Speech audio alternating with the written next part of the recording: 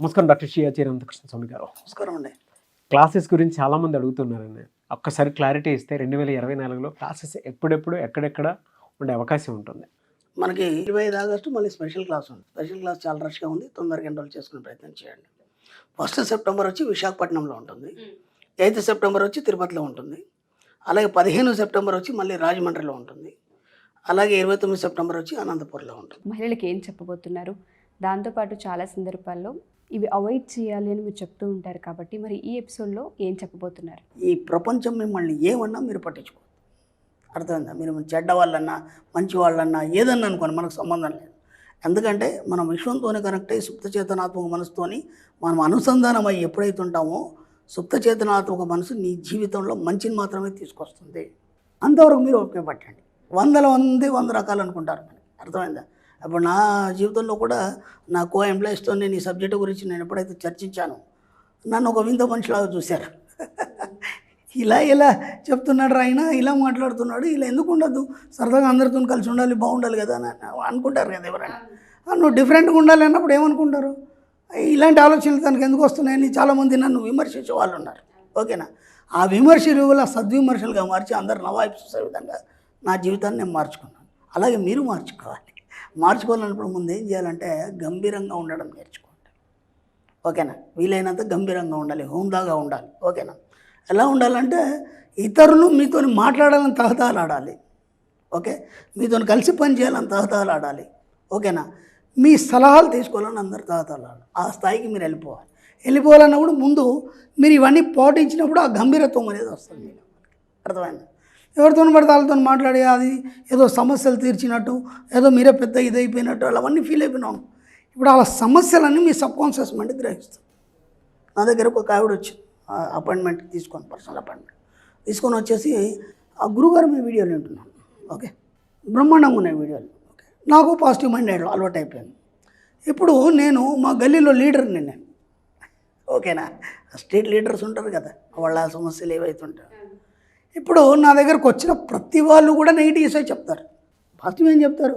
నాకు ఇది కావాలనో, లేకపోతే ఇది లేదను, లేకపోతే వాళ్ళతో గొడవ అయిందను, మీరే ఇచ్చేయాలను.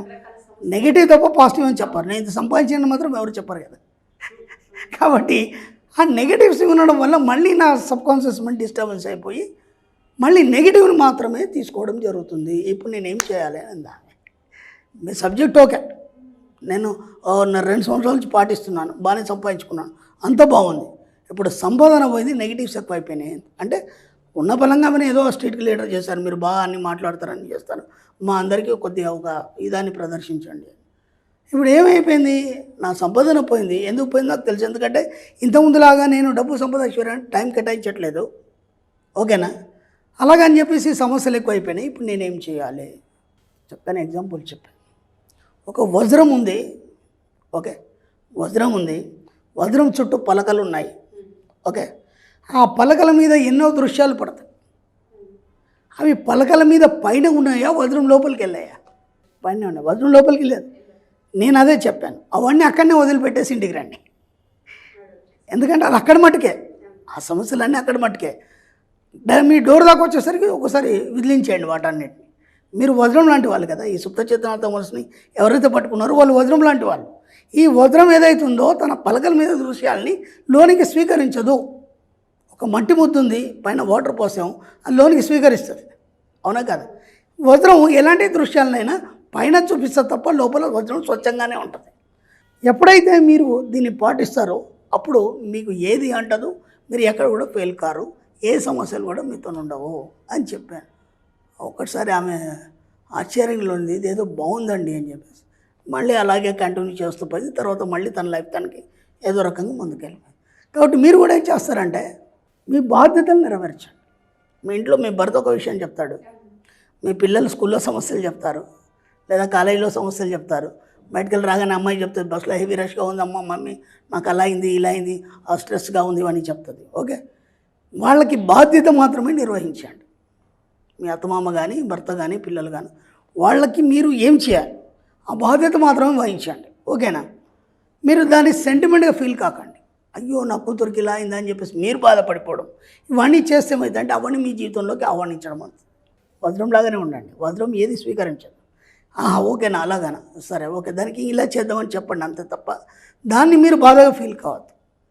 అర్థమైందా? ఎక్కడైనా బాధలు ఏవైతే ఉంటాయో ఎవరైనా వచ్చి మీతో ఏదైనా బాధలు చెప్పుకున్నారు ఎక్కడ కూడా ఆ బాధల్ని మీరు ఫీల్ కాకండి, వినండి, వీలైతే ఒక సలహా ఇవ్వండి, వదిలిపెట్టండి. అయ్యో పాపం అలా అయిందా ఇలా అయిందా. నేను ఇంతకుముందు కూడా ఒక వీడియోలో చెప్పాను, ఒక వ్యక్తిని చూసి ఇతను బాధపడి ఓకే ఒక అంగవికలుని ఊకే పదే పదే ఊహించి అతని గురించి బాధపడి ఇతనికి యాక్సిడెంట్ సేమ్ అది యాక్సిడెంట్గా జరగడం జరిగింది అని. కాబట్టి ప్రపంచంలో ఏ బాధల్ని మీరు స్వీకరించడానికి సిద్ధంగా ఉండొద్దు. అర్థమైందా? బాధ్యత వహించండి, సమాజం పట్ల బాధ్యత వహించండి. భార్యలాగా మీరు ఏం చేయాలో చేయండి, పిల్లలకి తల్లిలాగా ఏం చేయాలో చేయండి, అత్తమామలకి ఏం సేవలు చేయాలో చేయండి, అందరు చాలా చక్కగా చూసుకోండి.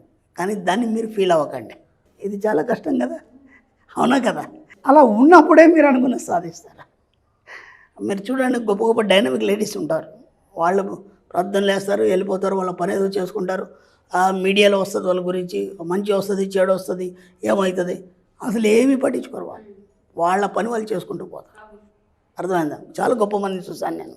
అసలు వాళ్ళు ఎలా ఉంటారంటే అసలు వీళ్ళు మనకు అందుతారా, మన ఆలోచనలకు అందుతారా అనే లెవెల్లో ఉంటారు. వాళ్ళకి ఇలాంటివి ఏమీ ఉండవు. కాబట్టి వాళ్ళు అనుకున్న స్థాయిని వాళ్ళు చేరగలిగారు.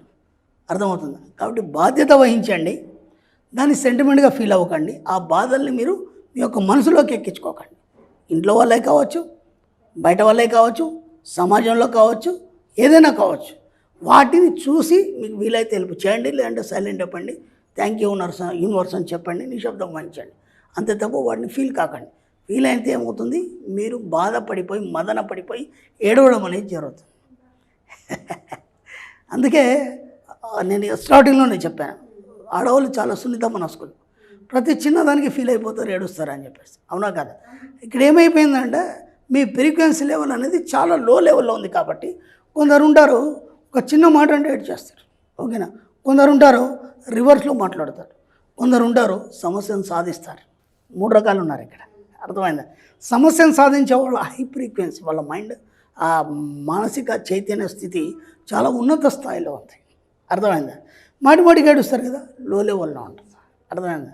నా దగ్గరకు ఒక అమ్మాయి వచ్చింది, ఇలాగే వచ్చిన తర్వాత ఆమె ఫ్యామిలీ బ్యాక్గ్రౌండ్ చెప్తూ నా పరిస్థితి ఇలా అయింది, నన్ను ఎవరు కూడా ఆదరించట్లేదు అని ఏడ్చింది.